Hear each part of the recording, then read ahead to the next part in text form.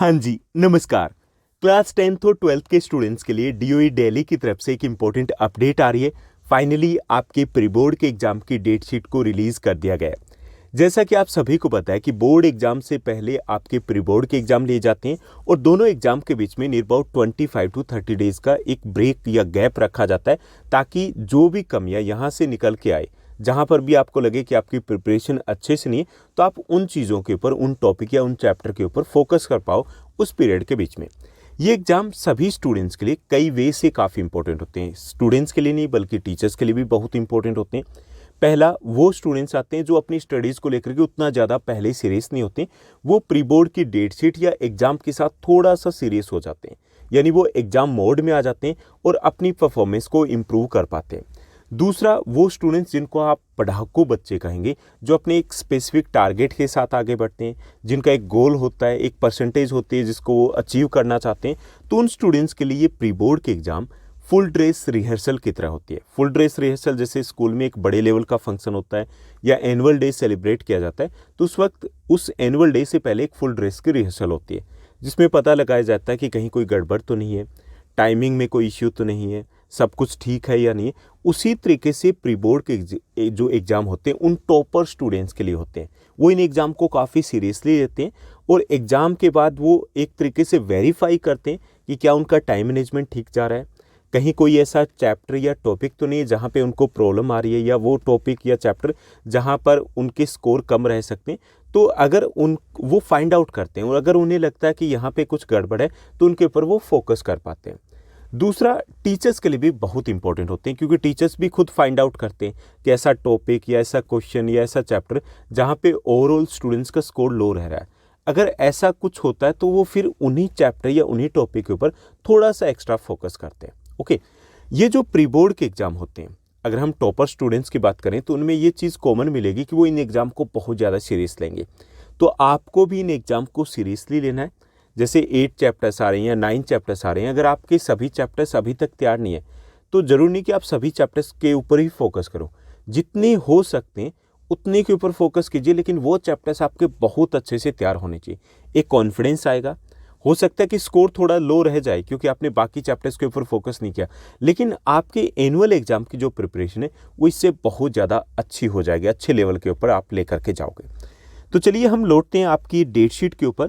तो ये आपकी डेट शीट रहेगी और यहाँ पर आपके एग्ज़ाम जो स्टार्ट हो रहे हैं, फर्स्ट एग्ज़ाम आपका 10 मार्च को रहेगा और टाइमिंग्स मॉर्निंग, जनरल और इवनिंग शिफ्ट की अलग रहेगी। यहाँ पे मॉर्निंग या जनरल शिफ्ट के जो एग्ज़ाम टाइमिंग की बात करें तो वो 10:30 से 12:30 के बीच में रहेगी, 10:30 AM टू 12:30 के बीच में रहेगी। जबकि इवनिंग शिफ्ट के स्टूडेंट्स की बात करें तो आपकी 3:30 से 5:30 के बीच में रहेगी, यानी कि मॉर्निंग शिफ्ट की 10:30 से 12:30 बजे के बीच में रहेगी। जबकि इवनिंग शिफ्ट के स्कूल्स की बात करें तो आपकी जो एग्ज़ाम टाइमिंग्स है वो 3:30 बजे से 5:30 के बीच में रहेगी। ओके, ये तो टाइमिंग्स की बात हुई। उसके बाद अगर हम डेट शीट की बात करें तो सबसे पहले हम 10th क्लास के डेट शीट को चेक करेंगे। 10th क्लास के जो एग्ज़ाम रहेंगे, 10th मार्च को आपका पहला एग्ज़ाम होगा, 10 मार्च को, और पहला एग्ज़ाम आपका रहेगा वो इंग्लिश का रहेगा। ओके, तो फर्स्ट एग्ज़ाम है आपका थर्सडे को है, 10 मार्च को है, वो इंग्लिश का रहेगा, लैंग्वेज एंड लिटरेचर का। उसके बाद सेकंड एग्ज़ाम आपका 14 मार्च को रहेगा, मंडे को है, यह आपका नेचुरल साइंस का रहेगा, यानी कि आपको 3 डेज़ का बीच में एक तरीके से प्रिपरेशन के लिए टाइम मिल जाएगा ताकि आप अच्छे से अपनी तैयारी कर पाओ। उसके बाद जो नेक्स्ट एग्ज़ाम रहेगा वो रहेगा आपका 16 मार्च को रहेगा, वो आपका सोशल साइंस का रहेगा, सामाजिक विज्ञान का रहेगा। उसके बाद आपका 21 मार्च को नेक्स्ट फोर्थ एग्ज़ाम रहेगा, वो आपका मैथमेटिक्स का रहेगा, स्टैंडर्ड या बेसिक मैथमेटिक्स है, तो आपका सेम डे ही सेम टाइमिंग्स पे एग्ज़ाम होना है।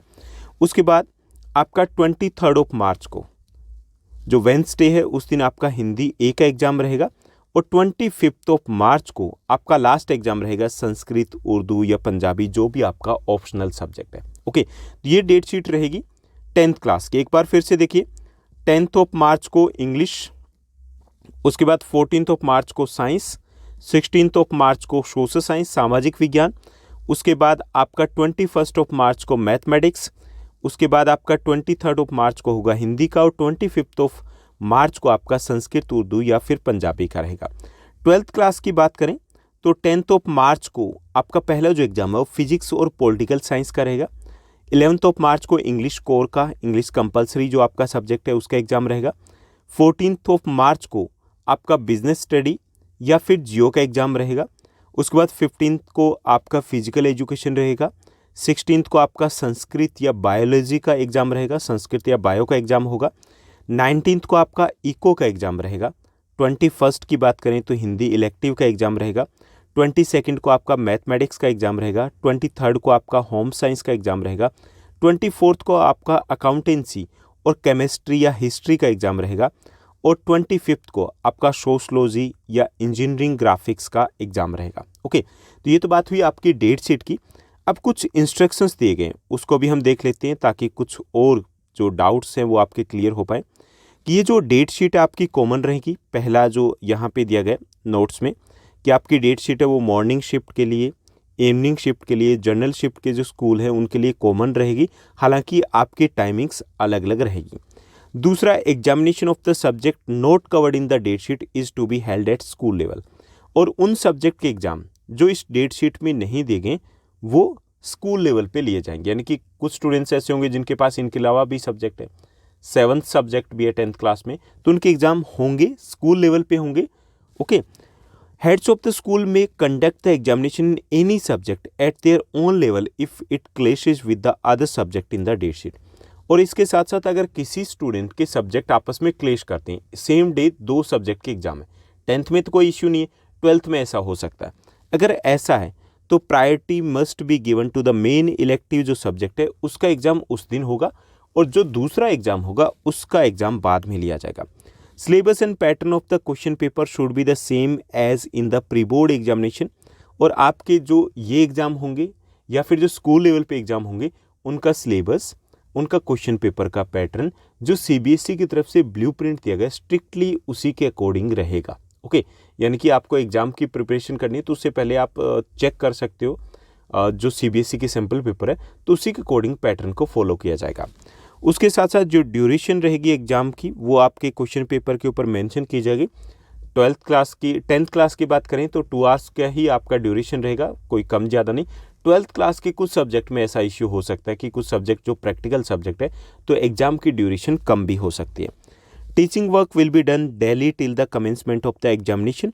और एग्जामिनेशन स्टार्ट होंगे तब तक आपकी रेगुलर क्लासेस ही होनी है। ओके, तो ये सारी अपडेट्स यहाँ पे दी गई। इसके साथ साथ आपकी जो वर्कशीट है जो आ रही थी 10th क्लास के स्टूडेंट्स के लिए तो उनको अभी आपको स्किप करना है, नहीं करने हैं, क्योंकि अभी आपके बोर्ड एग्जाम स्टार्ट होने वाले हैं, प्री बोर्ड एग्जाम हो रहे हैं, तो उनके ऊपर आप ज़्यादा फोकस कीजिए।